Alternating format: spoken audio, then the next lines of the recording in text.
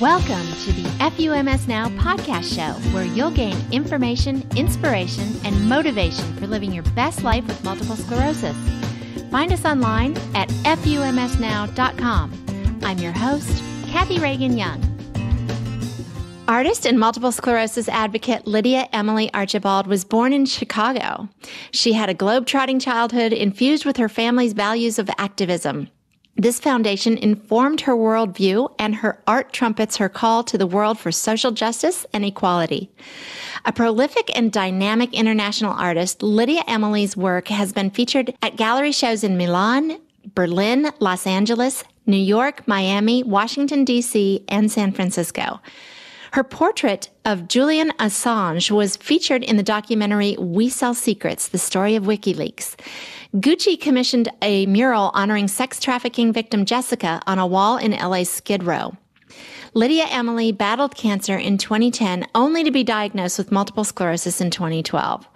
She later became a spokesperson for the MS Society, sharing the story of her diagnosis and struggle with MS and her message of hope for others suffering from the disease.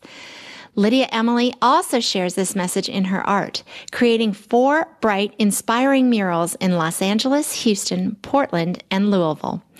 She plans to continue painting the hopeful murals for MS chapters around the globe. Lydia Emily is the subject of the recent documentary, The Art of Rebellion, a feature-length film directed by Libby Spears. Wow, quite the bio. Welcome, Lydia Emily. Thank you for having me. Thanks for being had. You're so busy. I'm glad that you were able to fit me in here. You are such an amazing person. You're living a large, amazing life. Let's start at the beginning, if you don't mind. Can you please tell us about you, like the you were before MS? The me I was before MS, I was a painter. I was a painter and a mom. I was a single mom, 2 little kids. One has autism and requires 24-hour care. So I would take care of them during the daytime and school and all that stuff. And then I would paint at night when they were sleeping. I would paint like underneath the oven light. The stove tops in apartments always have these really great light, direct light that goes down so you can see what you're cooking or whatever. And I used to put canvases underneath that and paint so that I wouldn't have to turn the lights on in the house to wake up the kids. Oh. And I did that for a long time until my art career became such that I would be able to paint during the daytime too. And, there was a lot of years of struggling doing that. Now I'm able to work with better lights. That's what I'll say. I have slightly better lights now. Good. So you were diagnosed with cancer in 2010 and MS in 2012. Holy shit. I can't even imagine how devastating it must have been for you to have beaten cancer and then get an MS diagnosis. I mean, how did you handle that? And how did your family respond to that? It was a bummer for sure, but I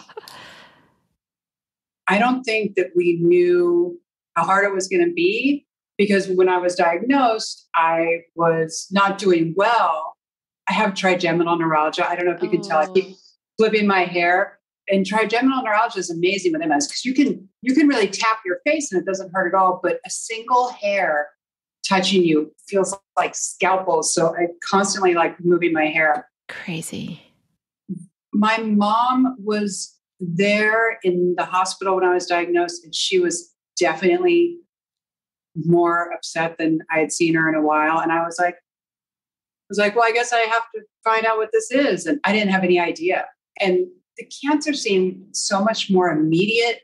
With cancer, you're like, we have to get it and fix it. There's a sense of urgency. Right. Yeah. But with MS, it was more like, okay, this is life. So there's no rushing to fix anything, And even though it was just 10 years ago, which is nothing, there was not a lot. There was half the treatment there is now, right. Yeah. And half the accessibility. It's not like Google was running wild then. It was close. It was getting close to what it is now, but it was still infancy stages. So all I knew was that I was in pain. That's all I knew. At that time, all I had was pain. I didn't have any of this other stuff, this trigeminal and the feet and the legs and the hand and the brain. I just had pain, insane pain. And so that was really difficult. And I'm not don't have wildly extensive knowledge of drugs. I know I'm covered in tattoos and all that, but I'm really, literally a sheep in wolf's clothing. Like I'm the opposite, you know, but it was rough, but I'm grateful to have the support that I have. I mean, the thing is, I worked on my community for decades, curating it. When somebody came into my little group and they didn't fit, and then you bring in people who do, and you work it like a puzzle. And I curated my community for so long that when things like this happen, you have a lot of love and support. And if you don't, then you take that puzzle piece out and you right. it. Yeah. That's great advice. How old were you when you were diagnosed? I was 40.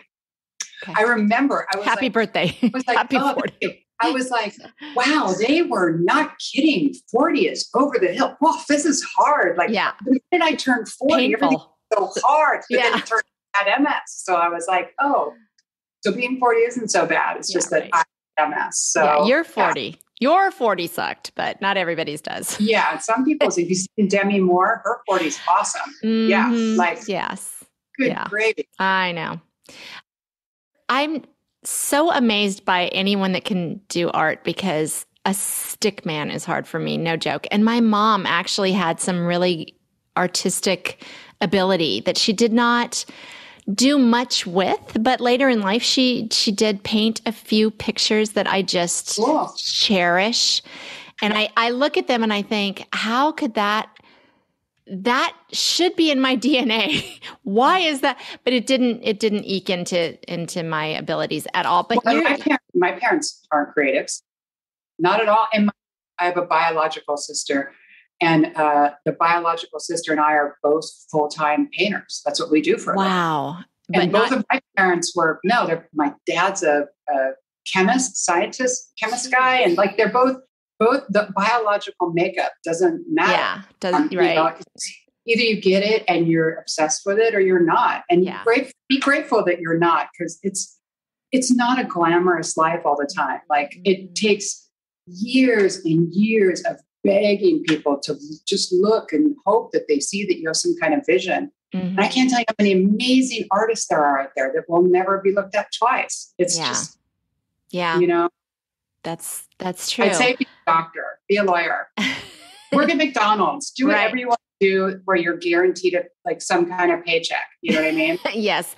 Guaranteed pay is a good thing. I read that you've only ever taken one art class in your life. Is that true? Yeah. And I failed.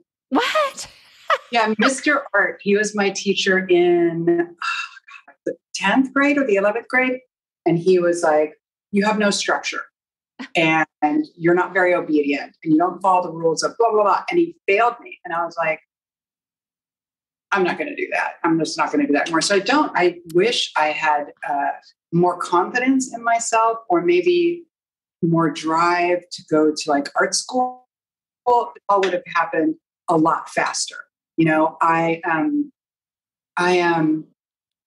took the long way around when the kids were young. Like I said, I used to paint. I would literally take magazines and paint on top of them. I understood the structure of a face until I understood how lighting works. I just taught myself. Oh my God. I mean, truthfully, when the kids were little anyways, there's no way I would have been able to go to art school because I was raising them by myself. So it was kind of the only choice I had. Yeah. And I'm glad now, because now I have my own style. And had I had gone to school, maybe that would be different. True. Good point. How did you discover your talent for art and murals? I mean, for art first, but murals really blow my mind. And I don't understand how you go from here to there. They don't look anything like my art and studio. My art and studio, where I am right now, my art and studio is very realistic. Just oil paint is a whole different bag. And mural painting it's like you paint with acrylic paint. So it's like painting with crayons, and it's all bright colors and nothing blends really. And I don't use a lot of spray paint. So it's like doing, in old churches, the mosaic, what do they call the windows? It's my MS. Stained glass windows. Stained glass. Hey, between the two of us, maybe we can come up with some actual words today. So it's like that. You paint an outline, just a black outline of whatever you're doing. And so I'll have the drawing in front of me and I paint the big black outline. And then I can hire my crew. I have a crew that I take with me to different places. I used to do it by myself, but now I have a crew that I pay to go with me. And they're awesome. I've been working with them for years. And we color it in like a stained glass. We're like, we all have a picture of it colored in. We're like, this is red. It's like paint by numbers. That's really the only way to work on such a large scale. When you're doing 5 or 6 stories, you're not going to, nobody is freehanding 5 or 6 stories. So it takes a lot of trial and errors. Let me tell you, there's some terrible murals in my past. It took a long and now I don't even know that I could do them by myself anymore. Not in my condition. There's just no way. There are times when I can't paint. It's too hot. It's too cold. I'm too tired. I'm in too much pain. My hands are shaking, whatever. Yeah. So I need that. I need that crew support to help me. I'm glad you have that crew support. So how did you first discover your talent though? Like, I'm just imagining you as a kid, like doodling and somebody going, hey, that's really good. Is that I mean, how did it happen? You grew up with a lot of love and support. Good for you. I can see it all over you. Your family's awesome. I just kept going. Yeah. You just had passion and kept going. Yeah. I don't think until really in my 30s did anybody say that's good. Wow. Yeah, I was probably in my 30s. Somebody said, wow, that's good. Or you have some talent. Or that's a good idea.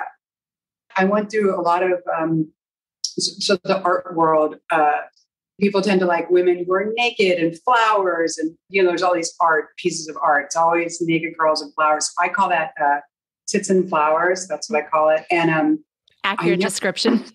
Yeah, it's accurate. And I never did it. I just never did. Yeah. And it represents is something that a lot of people consider to be beautiful and pleasing over your couch or wherever, this beautiful, pleasing photo. And I never did that. I did hard stuff. People who were, what it looked like to be sick. If we could visualize being sick, what it would look like. I did a lot of political stuff. And for a long time, I had gallery owners say to me, nobody wants sad Obama over their couch. And I was like, I do. So I was doing all this political stuff. So I just stuck with it. And eventually people started caring about political art. And eventually people started caring about sick art or whatever it is you want to call what I do. And so I just had to stick it out and keep going, knowing or hoping that one day people would want to see it, that the world would catch up. I was just going to say that. That's exactly what I was going to say. Yeah. People needed to catch up. Like you were already there, probably ahead of your time, and then people caught up.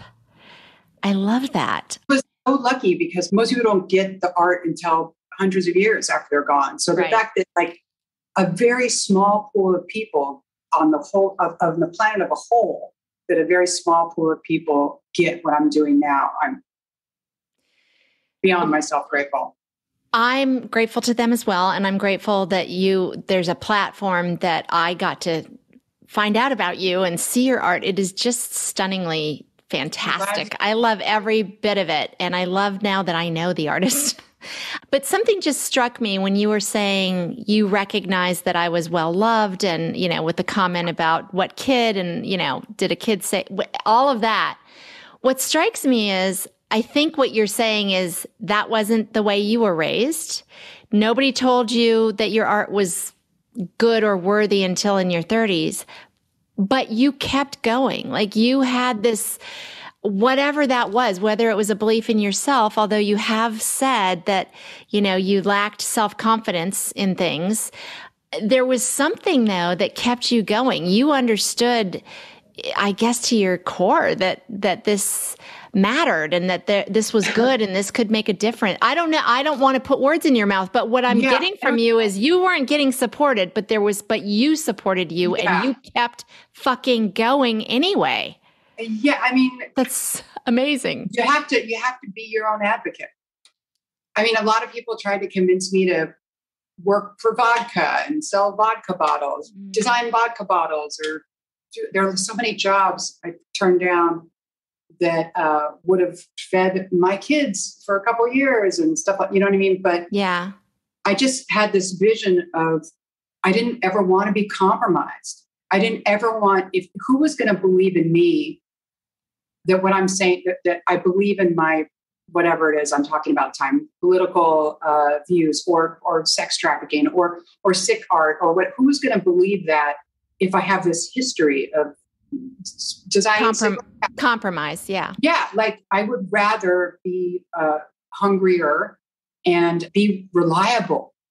Yeah. I'd rather be reliable over anything. So I was my own advocate, and oh my God, I used to paint on refrigerator boxes when I was living in Brooklyn.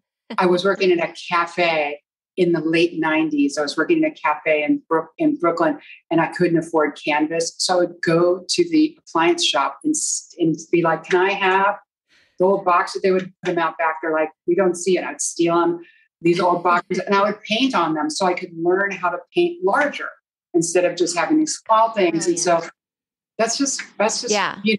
You scrappy. Yeah. Scrappy and very just inherently knowing if this, then that. If I can, blow that up on this refrigerator box, then the next step is bigger. I love that. That's exactly right. Exactly right. The doors to the Patients Getting Paid membership community are now wide open. This is a community of people with chronic illness learning to find and create flexible remote work that accommodates their health. I call us chronicpreneurs.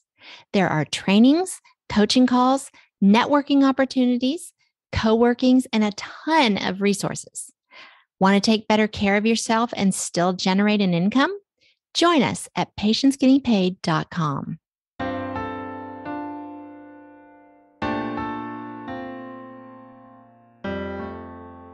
Well, MS has, I know, made art difficult. I mean, you just referenced, heat, exhaustion, pain, all of those things. Ataxia. Yeah. So I've seen, because I have done the deep dive on you, that you kind of have found ways around. I think you started with tying your brushes onto your hands with shoelaces. Is that right? Yeah, but now I've moved on to, so bra straps are dope because bra straps are stretchy and they've got this like, not glue, but like this soft thing on one side so that it, holds onto your skin. Yeah. And so I bought extensions of them. Finally, a good use for those damn things. So, yeah. I hate them otherwise, just saying, but.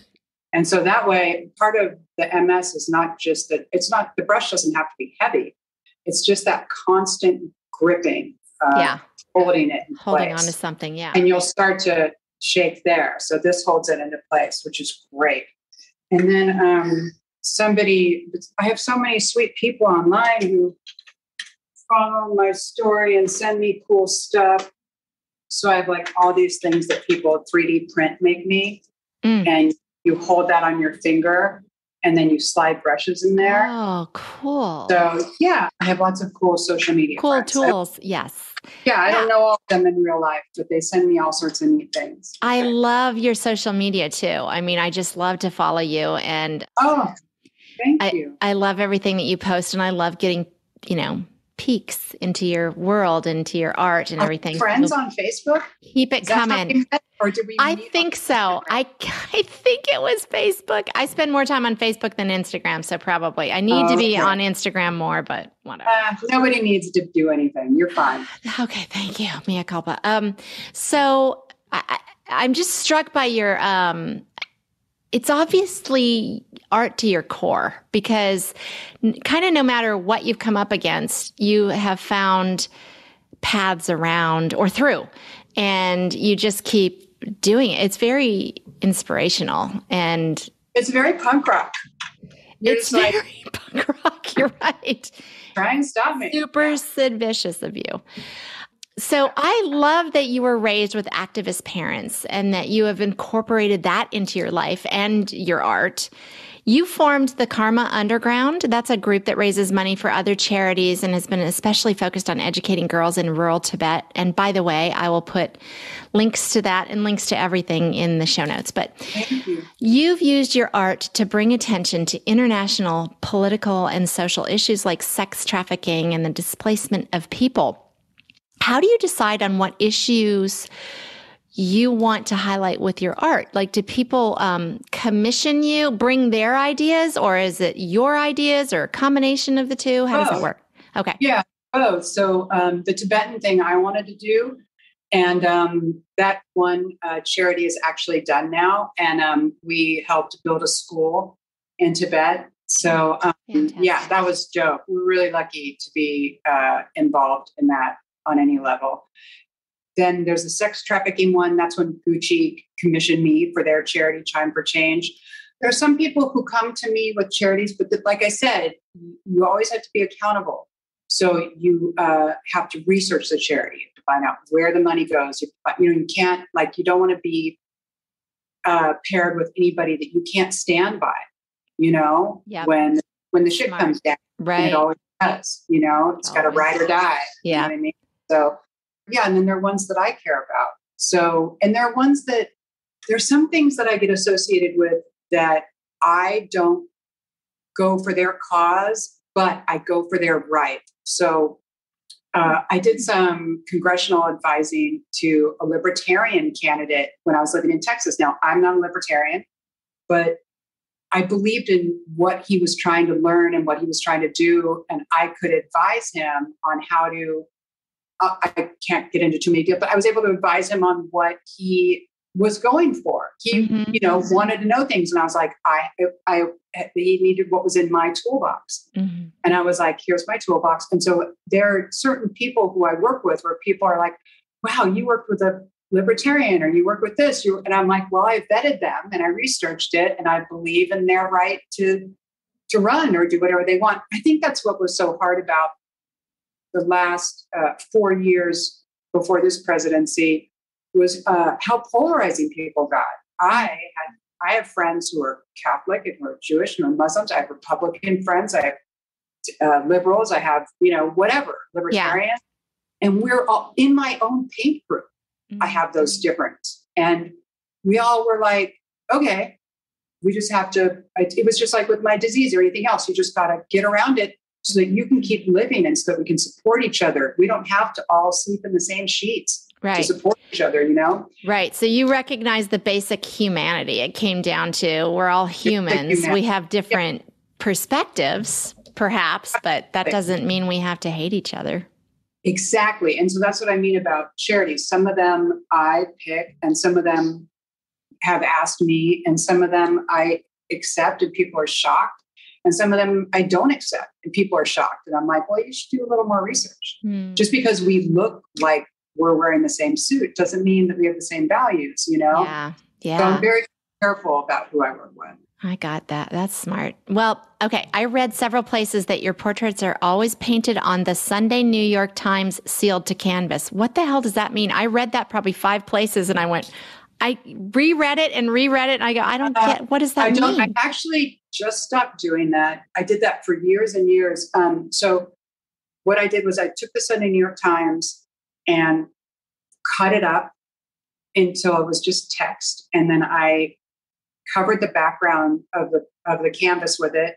And then I painted on top of that and then sealed the whole thing so it didn't turn yellow.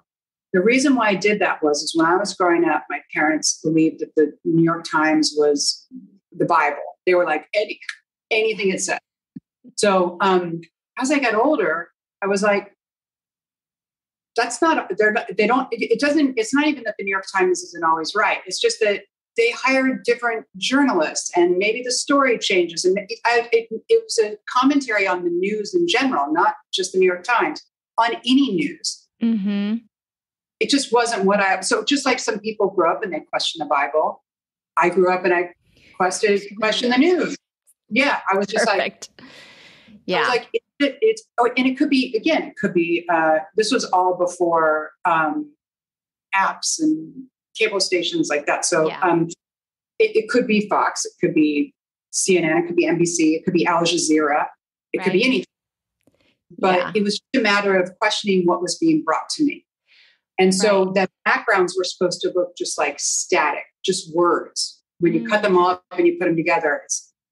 So now I only paint on white printer paper. So I fixed that to the canvas now. So my art style went from being completely littered with words to now being completely vacant of anything. It's just. Now, why anything on there? Why not just paint to canvas? Oh, I have what's the name of the syndrome? I can't remember my MS. Leonardo da Vinci had it, which is my cool badge. It happens actually to a lot of us artists. It's something in the brain where when you're looking at something, you see faces in it.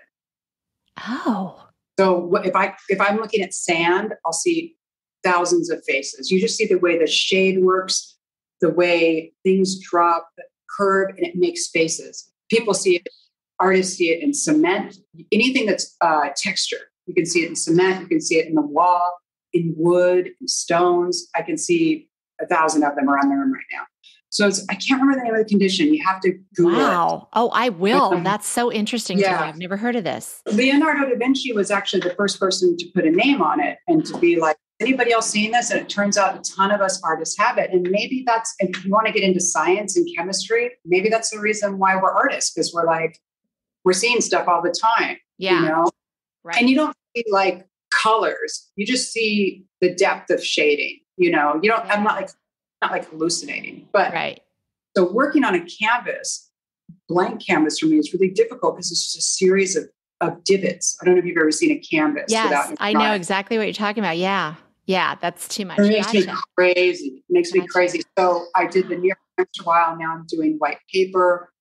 Murals are so hard for me because of the, if it's brick, especially, it's just, so we spray the whole thing flat first. We'll get these large sprayers, spray the whole thing white. And that's why the outlines are really good for me, because I'm like, black outline really helps. Right. Yeah, that's why. How is your MS doing now? How are you doing? And are you on any disease modifying therapies, or have you ever? I'm on rituximab, whatever the generic name is, or the non-generic name. I just did my first 2 chemo infusions recently, and that is the only disease-modifying drug I'm on, the only designer MS medicine. The rest of it is, I know, that's what I would call it, like get means designer MS medicine. But I'm also on a sea of other things, for pain, tremors, muscle spasms, migraines, so on and so forth. I take gabapentin in large doses. I take methocarbamol, baclofen, and then I started having seizures from the MS. Jeez. Just about 2 years ago. So I am now taking anti-seizure medicine twice a day, and I take all the things. Yeah, all the stuff. But right now, MS is, I can't feel the bottom of both my feet, which is so interesting. It's just the bottom of both my feet. And I thought MS was like all in different places, but I can't feel the bottom of both my feet. It kind of feels like you're walking on pebbles because it's like your feet are asleep. Do you know that? I do. I went to the doctor for the first time 5 years before I was diagnosed because the bottoms of my feet both were numb. And I thought it was because I just bought new shoes. Did you have that feeling like you're walking on pebbles or sand? Like it feels like you're walking on a foot that's asleep. Yes. Yes. Both feet. It was the weirdest thing. I mean, I even found myself going like this because I wasn't sure if I was, it was weird. Did that go away eventually? It did. Yeah. You gave up. So the bottom of both my feet are numb, and then the left side of my body from the ribs down, just the left side is numb. And people are always surprised. They always say, how can you walk and I'm like, well, you can talk after you've been to the dentist and your whole mouth is numb. Yeah. Like, you know what I mean? Like your brain is telling your... Yeah. There's some muscle memory there. Yeah. And I just have headaches all day long and pain. And, I'm blind in my left eye from the MS. So painting is hard because I paint around that. Sometimes depth of perception makes things difficult, but I can do it. And I'm sure there's a sea of other things. I have a wheelchair. I have a couple wheelchairs, but I walk by every day and I spit on them. I'm like, F you, wheelchair. Right. Yeah. Not today, wheelchair. Not today. That's a lot. And I am so sorry that you deal with all of that all the time. I hate that for you. When you were diagnosed, did they is it primary progressive or did they tell you? It's primary progressive now, I think. Is it? Okay. Or is it secondary progressive? Were you first diagnosed with RRMS? I was first diagnosed with relapsing, and then they pretty quickly were like, nothing's working, because they tried like Copaxone and Aubagio and all these things, and then they switched me. Yeah, they were like, oh, this doesn't look good. Oh, shit. And I was like, speak for yourself. I look great. You've been very vocal about the U.S. healthcare system and how difficult it is to deal with. Yes. I even did that thing where I married a stranger. Okay, I don't know about that. You're going to need to tell me, but hold on. I'm very, very vocal about this as well, as anybody who listens to me knows. I go on fucking rants about this quite often, but especially, when you're dealing with a debilitating disease like MS, and then you're the one who has to, I'm preaching to the choir, I know that, but you've gone so far as to saying it's like being cleansed. And it reminded me, we're so similar, because I had posted that about 3 years ago, because it just struck me that there's ethnic cleansing, and then I felt like this was chronic cleansing. And I went back when I saw that you had said that. I went back and found what I had posted, and I just recently reposted it because of you. Oh, I have to find it. Will you send it to me? I will. It's so interesting to me, though. Like, I feel like we're the targeted population in that way. Is that what you meant too? Well, the thing about it that's interesting is in other countries, they don't have to hide it. They're like, we don't have healthcare, and poor people die, because poor people obviously are going to be sicker because they don't have access to food and clean water and all that stuff. But they're not trying to hide it. We try to hide it. We're like, no, pay like $600 a month for our health care. We're still going to let you die. We're still going to let you die. Yeah. You're still going to suffer until the day you die. I mean, I have a friend who had to work through hospice to pay for hospice. God bless it. She was sitting in hospice with her computer working to make sure she could still get her drugs to not be in so much pain when the cancer was taking over. No, the United States is, and I don't want anybody to think that I am not grateful to live here. Absolutely grateful to live here.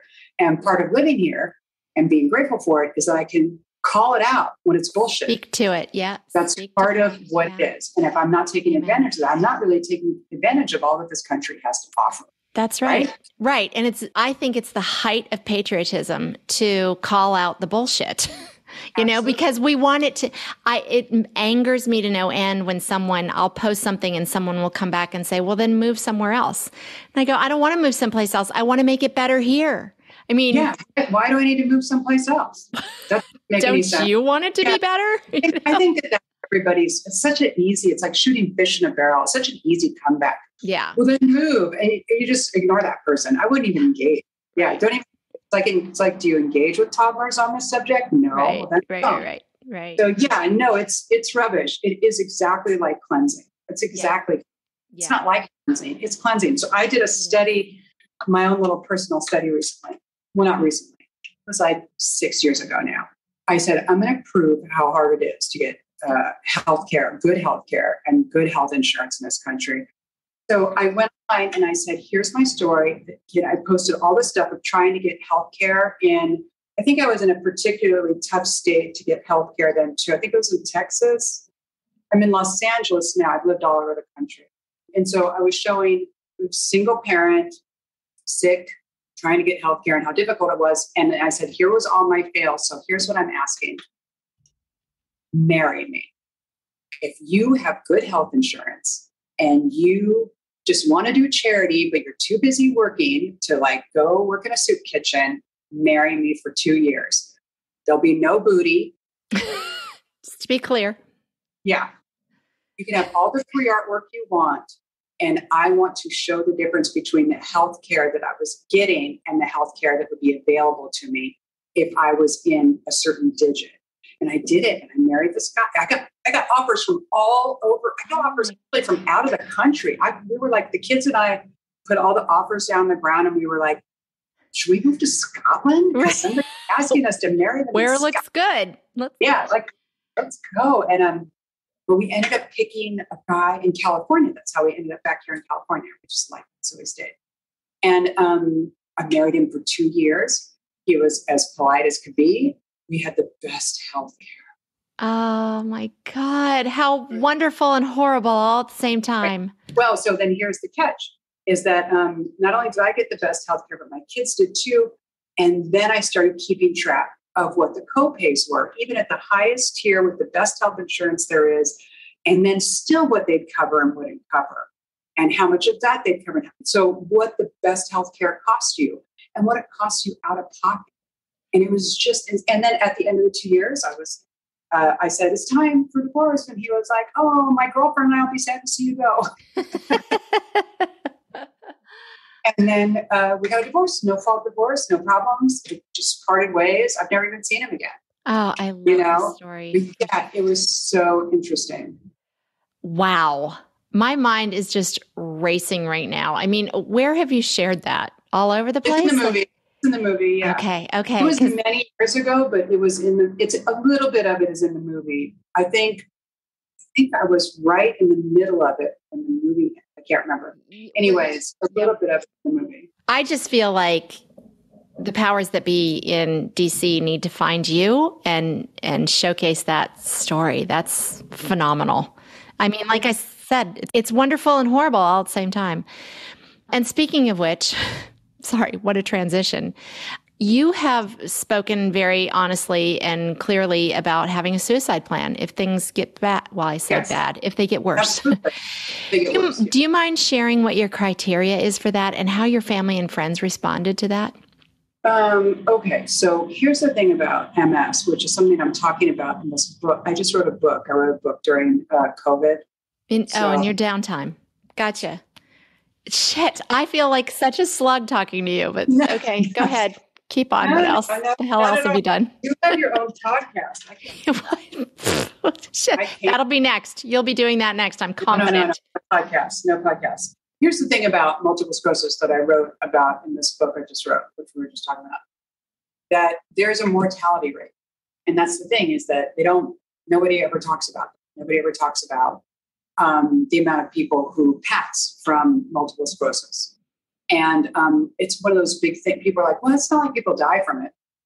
So that's not true. People die from multiple sclerosis. And not only do people die from multiple sclerosis, albeit a smaller number, hopefully, knock wood, I have taken many trips to see people on life support with multiple sclerosis who've been on life support since they were in their 30s.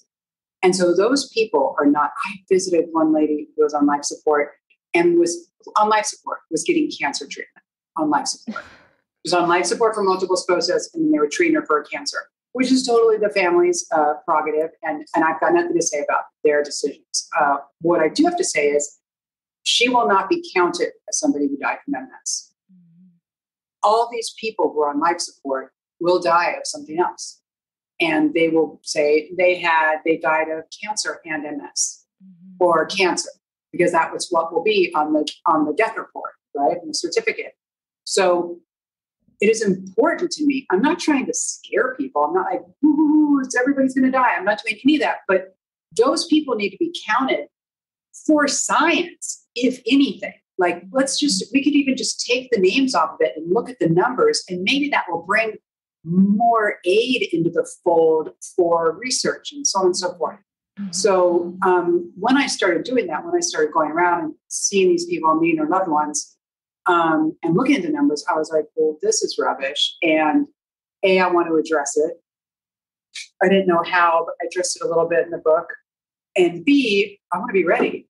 I am not going on life support, and I'm not, my kids are not going to spend their lives cleaning up after me and changing my stuff. And, so we made a plan for how bad we're allowed to let it get. The problem with the hospitals, there's a lot of problems with a lot of things. I didn't mean to say it like that. The problem with the hospital. But the problem with this situation is a lot of times, and you find this with people with cancer, stroke, or whatever, you go into the hospital because you're having a heart attack. And then you've had the heart attack or the stroke or whatever. And they're like, you know what else? Their kidneys also could use a little tweak. And then you're giving them medicine for their kidney. And then you're giving them medicine for their blood pressure. And then all of a sudden, you're on life support. And somebody has to make this decision to pull plugs. It's terrible. And it's the hospital's job to offer you these treatments. Mm-hmm. I'm not saying the hospital is the devil. Nobody's the devil in this scenario. It is a system that is unprepared. So like my mom, who has cancer, it's on her second cancer. She first had pancreatic cancer, lived. Wow. I know, 20 years ago. And now she has non-Hodgkin's lymphoma. And so she has a directive. She has a directive. I don't want to be resuscitated if this, and this. Mm-hmm. And it's a directive that people follow. And I think that nobody wants to make a living will or directive when they're 20 and when they're 30 and they've just been diagnosed with MS. I get it. But at some point, you have to. And as long as people keep running around going, nobody dies from MS, nobody's going to. Mm-hmm. And we're going to end up with more and more people possibly ending up on life support and being marked as dying of stroke cancer in their old age. So that's what we did. We put together a platform of what feels comfortable. I won't be there, so I'll be, Elvis has left the building. Yeah. Well, the other problem is you have to take into account of people who have religious obligations. Mm-hmm. That's how they live their life. They live their life with religion. And a lot of times that religion will help steer which direction they would go, what they would do. Mm-hmm. I have the luxury of not. I'm all science. So I didn't have that to contend with. What I do have to contend with is my kids. Don't want my kids to be stuck making those decisions and fighting, and don't want to leave this burden to other people, which I didn't. I love that. And this is, for whatever reason, I have been on this mission. I've talked a lot about this on this podcast. I post about it often. I try not to do it too often because I feel like I might scare people, but it always amazes me. I have said this many times. We all of us have the same shitty prognosis. We are all dying from the moment we're born, right? So I feel like it's super actually irresponsible not to make plans. This is coming. Super irresponsible not to make plans because you're kind of giving a fuck you to those people in your life because you're just everybody around you. Yeah. Yeah. Because you're going to leave. I too have been on the bedside of a lot, unfortunately, of folks on, life support or having to wait it out because that's what we do here.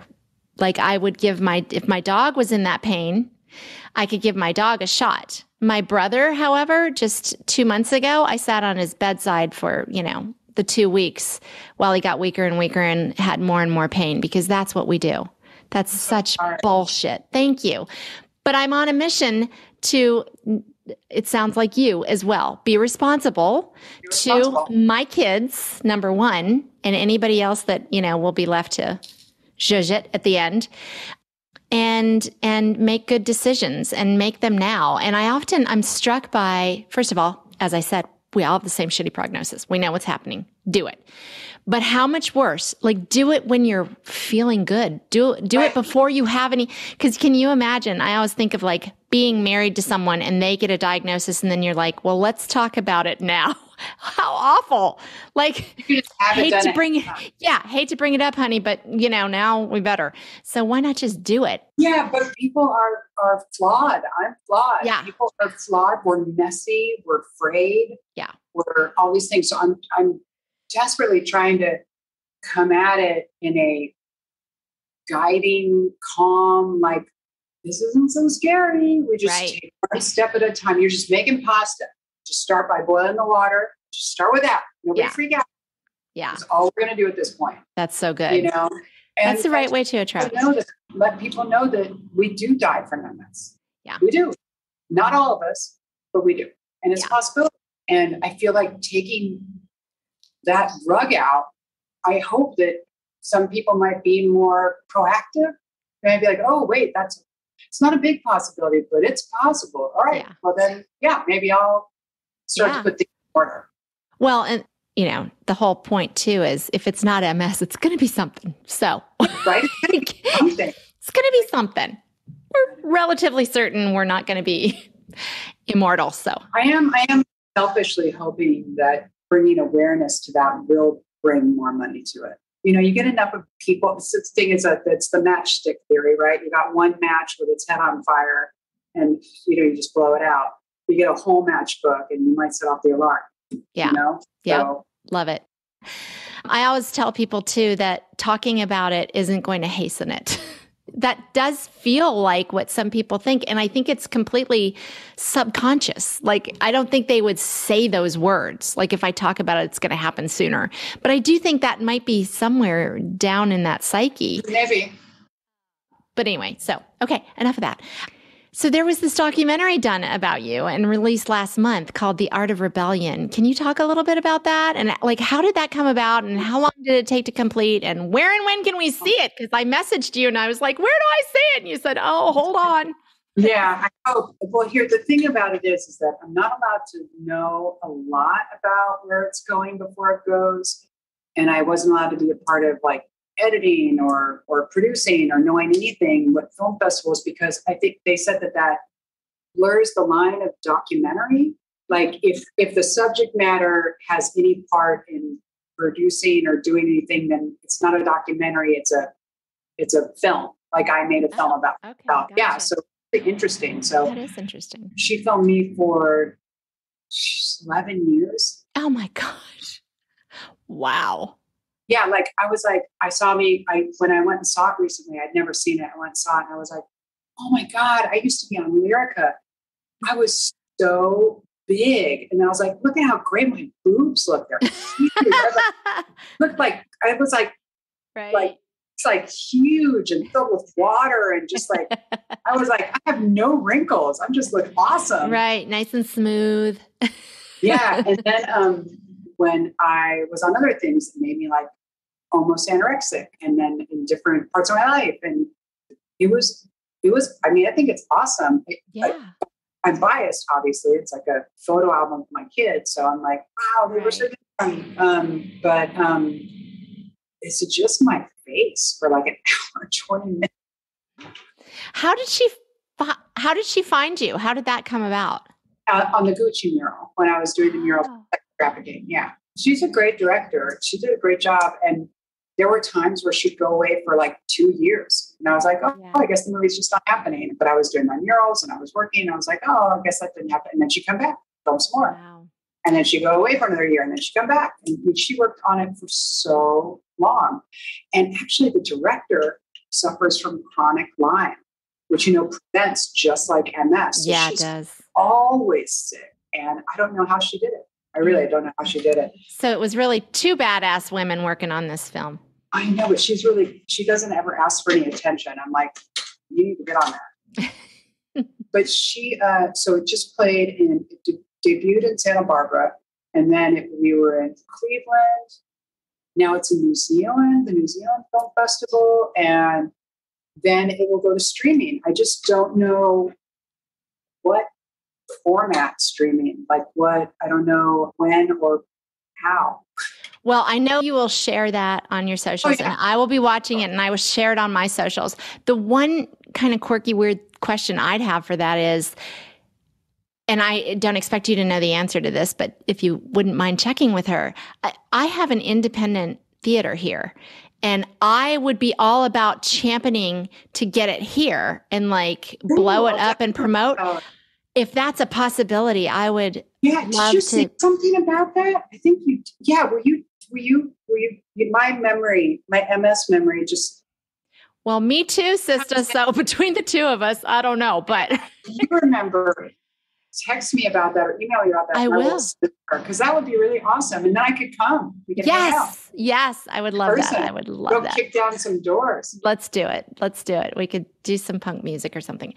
It has been my great honor and joy to have met you and spent this time with you. Really, truly. I said to you before we even hit record that I was telling my daughter about you this weekend. And I just said, I wish we lived closer because I just feel like we could be friends. And I feel it even more now. Yeah, right. Yeah, we're friends from a long ways, but hopefully we'll get you to know if I can. Thank you. I really appreciate you. I really appreciate it. And I love that my community gets to learn about you. And so where do they go if they want to learn more about you and your art? I guess just LydiaEmily.com. Okay. And LydiaEmily.com, and you can just Google me, I guess, Lydia Emily. But just know this, I didn't write that Wikipedia page. Okay, good to know. I'll put all those links in the show notes as well. So. Yeah, thank you. No, it was great to meet you. It's a privilege to be here. Very much appreciate that. And one last thing before you go. We here in the FUMS Nation speak to this stupid disease. Oh, you're ready. I love it. As it deserves. And we tell it FUMS every day. If you would please, Lydia Emily, lead us in our salute to the bastard with middle fingers extended, of course, on 3. Ready? 1, 2, 3. FUMS. Love it. That was strong, like new rope. Thank you. Thank you. So nice to meet you. Quick shout out to Steve Woodward at podcastingeditor.com for the fantastic work on this podcast, including editing, show notes, and ingenious ideas. If you'd like help with your podcast, whether you're just starting out or an old pro, visit podcastingeditor.com and tell Steve I sent you. Thanks, everybody. I really appreciate you listening to the FUMS podcast show. Be sure to subscribe to it so you won't miss an episode. You can do that right on the website at FUMSnow.com. While you're there, sign up for the free email list so you'll be among the first to know of any new findings in MS research, new therapies and products, as well as any blog posts and podcast episodes I release. Want to chat with others in the FUMS community? Join us on Facebook at FUMS Now. Thanks again, and don't forget to talk to the stupid disease as it deserves. Tell it FUMS every day.